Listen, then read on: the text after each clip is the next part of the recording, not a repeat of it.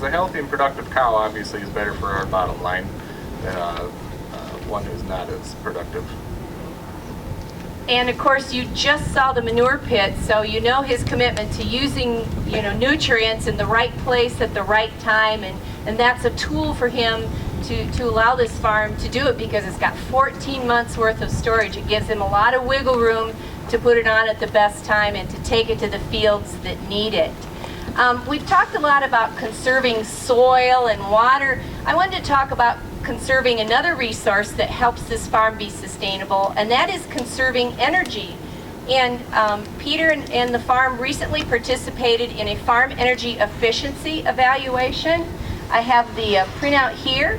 A provider, and by the way, this can be paid for entirely by NRCS. A provider came out and walked through the farm with him, and then looked at all the things that were going on in the farm and where he might save some money and save energy, and thereby he would also decrease his footprint. So I want you to guess, where do you think is the biggest piece of energy on this farm? What do you think uses the most energy? The pumps, okay. Nitrogen. Hot water. Nitrogen. Nitrogen. Okay, well, believe it or not, he's going to hold this up. Believe it or not, it's lighting.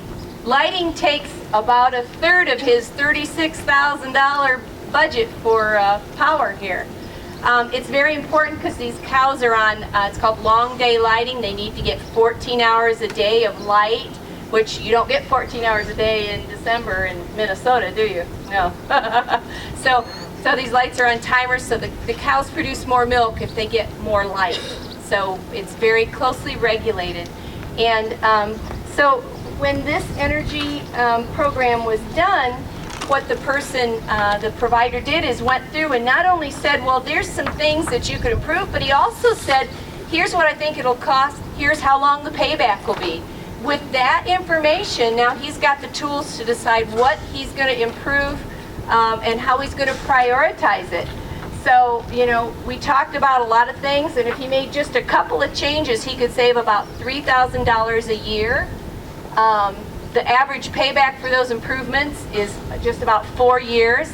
But then I also want you to think about not just the money he saved, but what has he done for the environment? Well, he's offset, because he's not buying that electricity, he's offset the same over the 10-year useful life of these improvements. It's the same as not burning 150,000 pounds of coal.